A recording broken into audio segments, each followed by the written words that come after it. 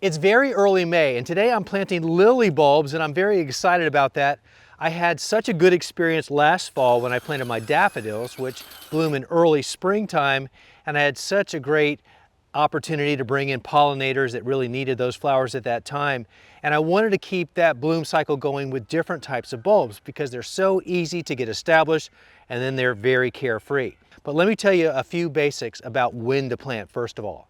Now you can plant lily bulbs that bloom in spring and through the summertime in the fall. If you can do that a few weeks before that first risk of frost, that will give the chance for the bulbs to establish good roots and then really put on a lot of energy coming in to the springtime, and then you can expect to see lots of blooms on big flowers. Now, another thing I love about these bulbs is that they attract pollinators. Lots of pollinators come in because they're attracted to, of course, what these flowers are putting out, along with everything else that I'm growing in here.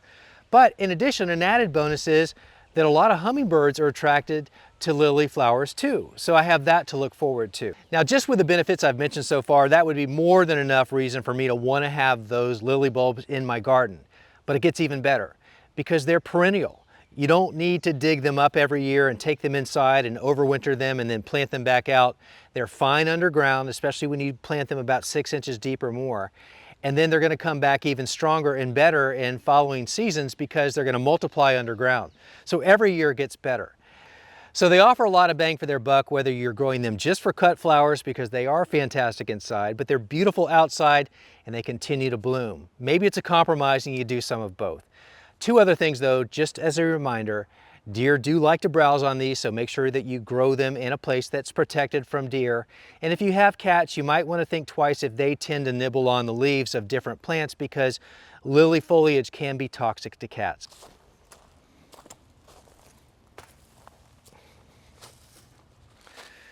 So I have 3 different varieties that I'm planting in this bed right here of lilies. This first one is Michaela Rose Lily, and it gets to about 30 inches high, and it's a pink flower with light pink to white edges. That sounds beautiful. So I have 9 of these, and I'll go ahead and get these opened up and staged so that when I'm ready to plant, we're good to go. But while we're talking about what I'm planting here, I have a Polar Star double lily. It gets about 30 to 34 inches tall, and it is pure white petals striped down the center with lime green. Oof, that's gonna be neat. And then the last one in this bed is Blacklist Lily. And so this is going to get 30 to 38 inches. So height-wise, these are all right in the same ballpark for this bed. And generally, I will plant them about 6 inches deep. That's a good general depth for your bulbs with lilies. And you want to have that amended soil that has lots of good organic matter in it and it drains really well. If this were heavy soil, like lots of clay, that's not good for bulbs, but this is very nicely amended with lots of compost, and so that's the perfect combination for what these bulbs are going to need. And so I just use my soil knife, and I like to dig individual holes. So this knife, it's marked by the inches, and you want to go at least 6 inches. So I know if I get to that line, I'm deep enough. And so there already, I know that's deep enough. So I'll just pull out the soil, and I'm going to plant in groups. And you want to do that because it just looks better, first of all. But then the bulbs, you want to plant them about roughly a foot apart from each other, because once they're in the ground and they've had a chance to establish, they're really going to start multiplying on their own, and you're going to end up with a lot more, and it's going to get more crowded, which, you know, means more flowers, which is good, but you want to give them the adequate space. That's important. So this is right out of the bag. Look how beautiful this is. And so there's your typical bulb, and clearly there are the roots down here at the bottom, and that goes that way, of course, pointed side up. You just plant that with the roots down towards the soil and the point going up. Kind of obvious, but it never hurts to reiterate that point. But this is a great time if you're going to use fertilizer, like I'm using this bulb fertilizer, just a general all-purpose fertilizer for bulbs. You follow the information on how much you apply on the back. It'll tell you that. And I know it's just a little over a teaspoon, and it doesn't have to be exact, but you can add a little bit into the hole at this time. And then just, I've got gloves, but it's organic, it's fine, just mix it in, and then you can put the bulb in. That's a nice way to do it. And then just cover it up.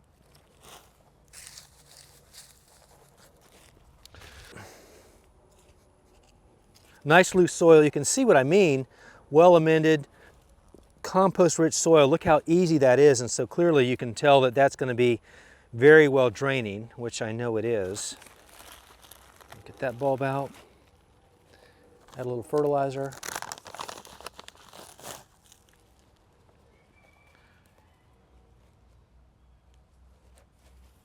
Cover it up. So even if when you don't see a point, you kind of see a point, just not like the other ones, it wasn't that pronounced, but you've got the root. So you've got two ways to know which direction to put your bulb in. So that's group one. Now, it's very important to go ahead and make sure that you've got a tag for that. This was Polar Star variety. I made the tag in advance, and I'll put it right in the middle of the grouping of 3, so I know that's what I planted right there. So I'll move down this bed because I have 2 more varieties that I want to plant here in groups of 3. And this one will be Michaela Rose. And what you can do, you can kind of pre-place them. So that was there. I'll do this here.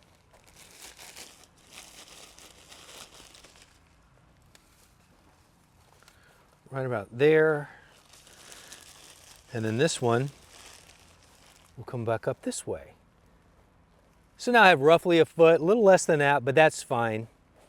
Worst case scenario, you come back in the future and you can dig up some of those bulbs and replant them.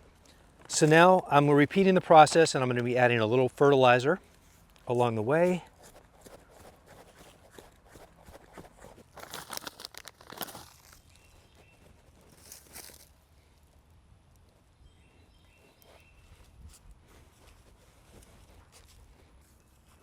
Okay, that's the first set of 3 different varieties, 3 bulbs for each variety. And then I'm going to move down into those other beds with more of the same and repeat that pattern.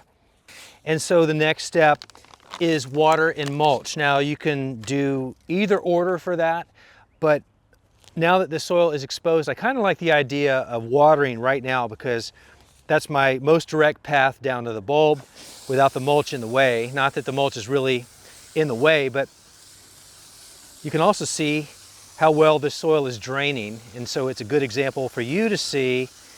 There's no pooling, the water's going right in. It's exactly the kind of soil that you want to have. So just a nice drink here, and then I'll mulch, which I'll do now. This is shredded leaf mulch.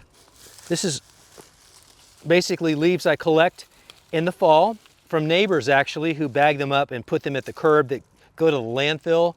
Well, I rescue them from the landfill and I bring them home. And then I just put them in a corral, kind of a fenced in area, and dump them in there. And then they break down over about 6 months. And then I use them as mulch, just like I'm doing here.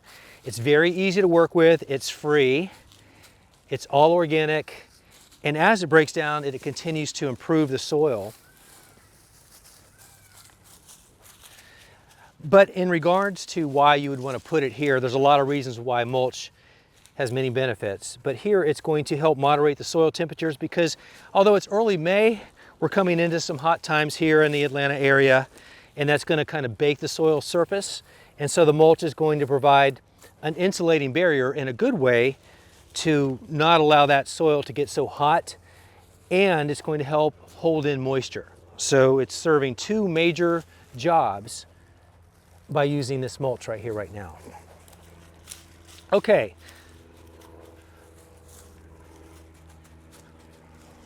Watered again with a nice blanket of mulch on top.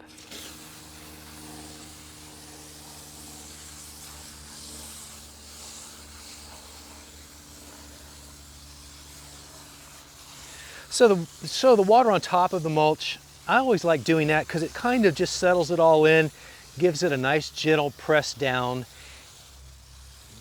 firmly puts it in place with the benefit of the added water.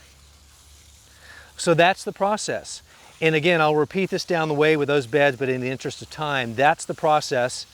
Same thing down the way. And then, you know, because I'm planting in May, I said this before, I may get some flowers this year. If not, I'm going to have a lot of flowers next year.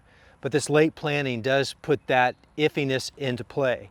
But assuming that I get some flowers here, I can either leave them in place or I can cut them and take them inside. But if you do cut them, you want to leave at least 1/3 of the stem in place, because that remaining stem will provide food and nutrients back down to the bulb. You need that so that it continues to have the sustenance and the nutrients that it needs. But that's about it. There's a lot to enjoy, whether you just leave those flowers out here, or you take them inside, or you have a compromise and do both. Plant some lily bulbs.